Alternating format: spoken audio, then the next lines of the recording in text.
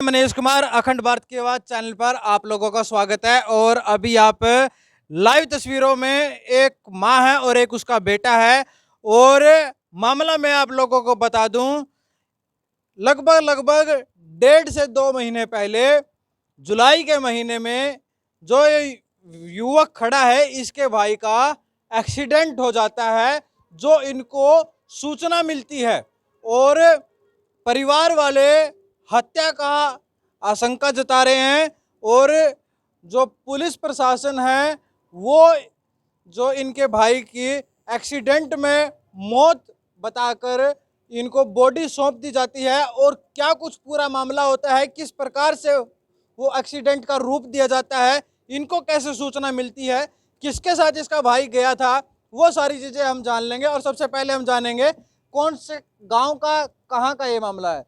ये गांव बांध का मामला है जी। कहाँ पड़ता है ये इसराना के पास पड़ता है जी। इसराना, इसराना ही है। हाँ जी। आप पे पूछेंगे भाई। गांव बांध है जी, इसराने के पास है जी, जिला पानीपत पड़ता है जी। अच्छा, कैसे क्या कुछ बात हुई थी पूरी? ऐसे हुई जी, सवेरे 7 तारीख को आया, 7वें महीने को 7 तारीख को आया। मौसी का लड़का 9 बजे करीब भाई को ले गया उठा के काम पे, गाँव में काम किया। फिर उसके बाद रात, बांध में काम किया? हाँ बांध में ही काम किया। उसके बाद बोलते हैं हम काम करने कैत गए थे, तो कहते बताते हैं एक्सीडेंट हो गया। फिर बोलते हैं हम आगे आ गए बिजोय मोड़ पे, वहाँ आने के बाद हमारा ब्रेकर कूद के एक्सीडेंट हो गया। फिर बाइक पे थे? किस में? बाइक पे थे। फिर कहने लगे भाई डिवाइडर में भिड़ के एक्सीडेंट हुआ। हमारे को जब इनकी 2 बार हुआ एक्सीडेंट? नहीं, एक्सीडेंट तो कहीं भी नहीं हुआ, इन्होंने घर पे ही मार रखा। उसमें जैसे फोटेज है मेरे पास, फोटेज में कहीं भी उसको एक्सीडेंट पे, तो जैसे एक्सीडेंट होएगा कहीं से फूटेगा टूटेगा, उसमें फोटोज में कहीं भी टूटे फूटे की कहीं भी वो नहीं है, निशान नहीं है। ऐसे ही अपने दौरे से बना रहे एक्सीडेंट हुआ है, मार के अपने घर में गिरे हुए थे मौसी के लड़के, और मैं उनके घर से उठा लाया। क्यों मैं पागल हूँ इतना, मेरे को कुछ इतनी सोधी नहीं थी। सुनने के बाद भाई की डेथ होने के बाद मैं खुद ही चक्कर खाने लगा। तो फिर मैं गया वहाँ से, डेड बॉडी को उठा लाया, अंतिम संस्कार कर दिया। अंतिम संस्कार पोस्टमार्टम वगैरह कुछ नहीं करवाया? कुछ नहीं करवाया जी। यही गलती होगी जी हमारी, जो हमने पोस्टमार्टम नहीं किया। जो पोस्टमार्टम हो जाता तो आज हमें ऐसे धक्के खाने की जरूरत नहीं पड़ती, किसी के पास दरखास्त देने की जरूरत नहीं पड़ती, ऐसे पत्रकारों के पास घूमने की जरूरत नहीं पड़ती। ये जरूरत ऐसे ही पड़ी है जैसे हमने पोस्टमार्टम नहीं किया है। पोस्टमार्टम हो जाता तो सारा काम सही हो जाता। अच्छा, क्या कुछ कहा आपके जो मौसी के लड़का है उसने?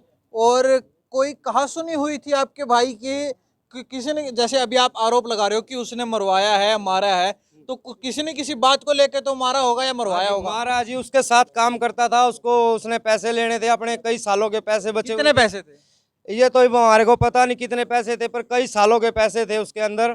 तो उसने पैसे मांगे, जैसे 2-3 काम किए उन्हें उस दिन। जैसे वो पैसे मांगने लगा तो रात को पता लगा भाई ऐसे ऐसे एक्सीडेंट हो गया, तो उन्होंने मार दिया था सरियों के, तंदूर वाले सरियों से मार रखा था जी।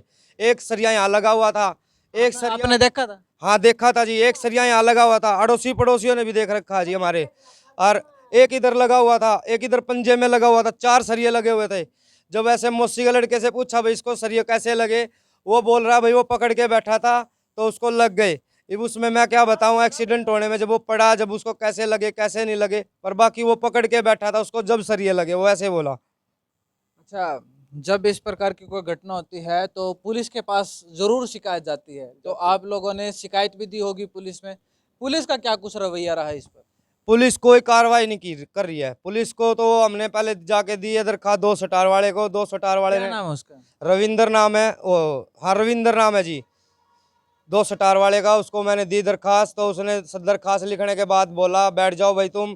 तो दूसरी पार्टी बुला के उनसे पैसे खुआ के खा के, उनसे पैसे खाने के बाद उनको तो भेज दिया जोंदड़ वापसी। हमारे को 10 बजे आके बोलता भाई तुम्हारी सुबह सुनाई होगी, सवेरे आना।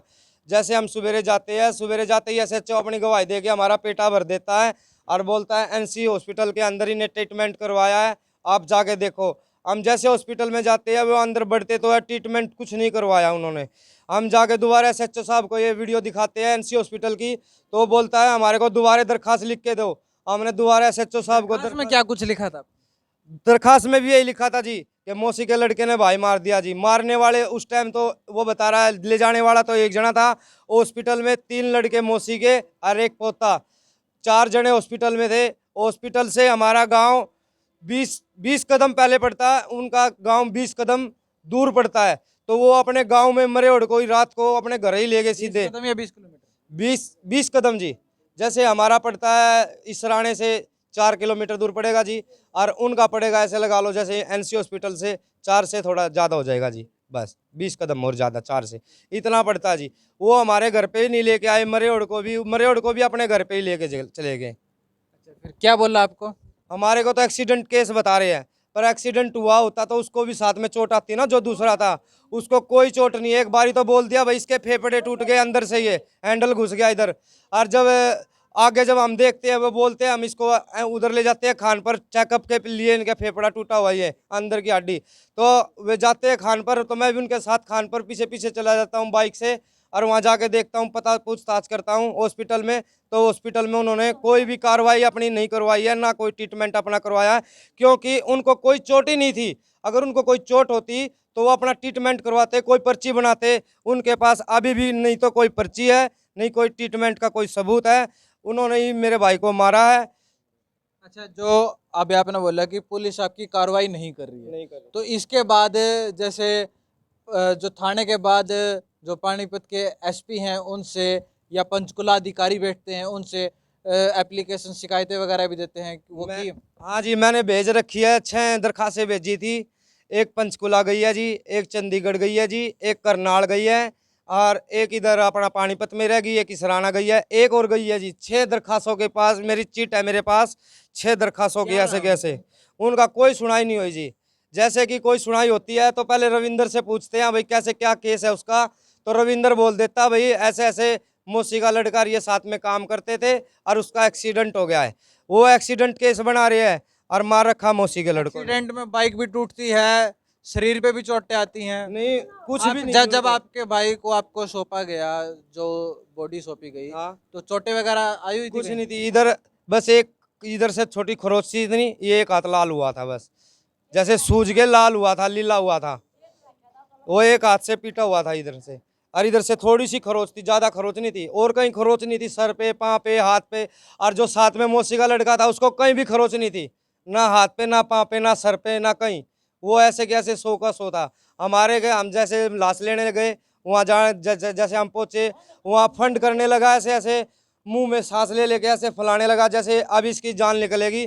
तो मैंने सोचा कभी ये भी मर जाए, अपना तो मरा हुआ है, पहले अपने की ये अंतिम संस्कार कर लेते हैं, फिर इसको देखते हैं। तो इसको बाद में हम देखते हैं। तो इनको ये पुलिस वालों से पैसे खिला के इनके साथ रली मिली भगत करके कहीं भी हमारी सुनाई नहीं होने दे रहे हैं। तो जब भी पुलिस का नाम आता है, और उससे पहले एक इनका स्लोगन है सेवा, सुरक्षा और सहयोग। जब ना तो इस केस में मुझे कहीं सेवा दिखी, ना सहयोग दिखा, और ना ही कहीं सुरक्षा दिखी। तो ना तो सेवा, ना सुरक्षा, ना सहयोग, तीनों में से इसमें से कुछ भी नहीं दिखा। और सबसे बड़ी बात यह है, और ये अब तक सुनी जाती थी, कि गरीब को 2 धक्के फालतू मिलते हैं। इस केस में ये देख भी लिया, गरीब को 2 धक्के फालतू मिलते हैं। अच्छा, पुलिस ने तो आपकी कार्रवाई करी नहीं, एक मुख्यमंत्री ने सीएम विंडो भी चलाई हुई है, वहां पे भी आप कोशिश कर लेते हैं, क्या पता वहां पे आपकी बात सुन लेते हैं। पानीपत के अंदर सीओ विंडो के अंदर दे रखी है जी दरखास्त, वहां से कोई वो नहीं आई है। ये जो सीओ पीओ विंडो है जी, पहले ऑनलाइन हमने दरखास्त डाली, मोदी के पास गई, मोदी ने देख के उसको पीएम विंडो वालों को डाल दी। पीओ विंडो वालों ने जी अपने आप राजीनामा लिख के और दूसरे का नंबर लिख के सो ऑनलाइन डाल दिया कि भाई इनका राजीनामा हो रहा है। जैसे मैंने ऑनलाइन खोल के देखा, वैसे ही पता लगता भाई किसी और का नंबर भर के अपने आप ही फैसला कर रखा उन्होंने। कौन है वो व्यक्ति जिसके उससे बात हुई, आपकी जानकारी में हाँ आया वो बात? हाँ जी, बात हुई है। अभी अभी मैंने भाई साहब से भी बात कराई थी, इनसे इन्होंने भी बात की थी, उनकी रिकॉर्डिंग भी की थी।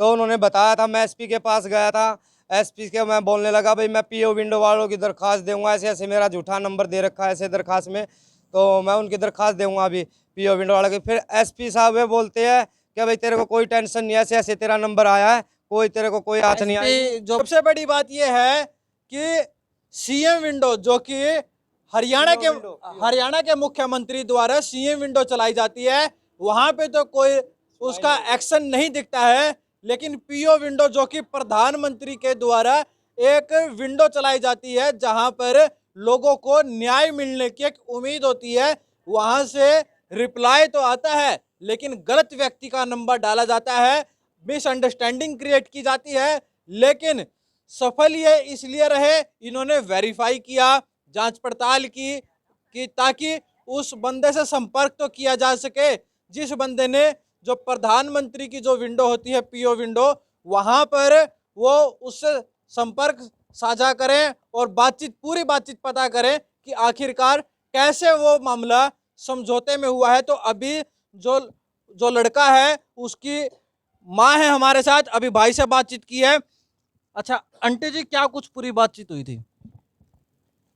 मेरे घर से ले गया मेरा बंदा, मेरे छोरे ने, और उड़े सारा दिन 7 तारीख ना गाँव मरे, 8 तारीख ना अगले दिन मरे का बेरा दिया मरते। कोई दुश्मनी वगैरह थी? ना कोई दुश्मनी नहीं थी, कोई पुरानी रही हो? ना कोई पुरानी भी नहीं थी। पीछे मांगे होंगे, लेठा को न मार दिया। बताए थे कि वो कुछ पीछे पीछे का मामला है, लेन देन है हमारा? बताया था अगले दिन हमारा। कितने का था? कितने का था लेन देन? इब क्या बेरा लगा बेटा, उन्हें बेरा इस बात का तो उसके साथ काम कर रहा था वो। ये मेरे से बतावा नहीं था वो तो कहा करा तू अपना खर्चा पानी ले तो के वो है। अच्छा ओ भाई आप गल्लरो था? हाँ मेरे के ले रहा था, क्या हो रहा है उसका? ओया था। क्या बालक उसमें? बालक बुड़ को ना बेटा, आड़ा पानीपत की थी वह इसी हाथ लग गई थी। जब वह टाइम आवा था, बालक 3 साल रह गई, वह बालक बच्चा होने का टाइम आवा था, जब वह गोली खा ली थी, उसका नादार ही नहीं चलाया। फिर उनकी आपस में लड़ाई होगी, फिर वह जाकर ना अपने घर वो लेन गया के बरा का वह आई नहीं। क्या क्या करता भाई? भाई चले अपना मजदूरी कराया कर दे, कितने चनाई पे चले जाते, कदे उसमें काम कर लेंगे यो के है नदी में खोदन खादन का, और मार कुछ काम नहीं था। अच्छा जो यू इस आपके बनजे पे जो यू आपने शक जताओ हो, कुछ इसका कुछ पुलिस में जैसे भाई ना क्या शिकायत भी दी, कोई कार्रवाई नहीं हुई, के दरखास्त करो? हम यह दरखास्त को हम तो यहाँ चाहिए, उन पर यहाँ चाहिए। हमने जी ने मेरा छोरा मारा, उन्हें मारा, और किसी ने नहीं मारा, उन्हें मारा। मेरे पता चला हो गया ना, पक्की बात है यार? हाँ कच्ची पक्की बात है, उन्हें मारा। तो कुल मिला के यही कहना है बार बार परिवार का कि जो मृतक है उसके मौसी के लड़के ने उसको मारा है, और बस गलती है अपने आप को इतनी बताते हैं कि पोस्टमार्टम नहीं कराया। यदि पोस्टमार्टम करवा लेते तो उसमें मौत का कारण सामने आ जाता। और जिस प्रकार से ये भटक रहे हैं, ये भटकते नहीं, इनके उस पोस्टमार्टम की रिपोर्ट पे एफआईआर हो जाती, और एफआईआर के बाद कार्रवाई की भी इनको उम्मीद बच जाती। लेकिन अब सबसे बड़ी बात, पोस्टमार्टम नहीं करवाया, पोस्टमार्टम की रिपोर्ट नहीं है। और फिर से हम एक बार फिर जो पानीपत के एसपी हैं शशांक कुमार सावन, उनसे भी हम अपील करेंगे चैनल के माध्यम से, इस केस को खुद अपने अधीन लेकर इसकी निष्पक्ष जांच की जाए और दोषियों के खिलाफ कड़ी से कड़ी कार्रवाई की जाए। यदि हत्या हुई है तो, नहीं हुई है तो परिवार वालों को संतुष्ट कराया जाए कि उसका एक्सीडेंट में ही उसकी मौत हुई है। और इस वीडियो को ज़्यादा से ज़्यादा शेयर कीजिएगा, और पल पल की अपडेट्स के लिए जुड़े रहें। मनीष कुमार, पानीपत से।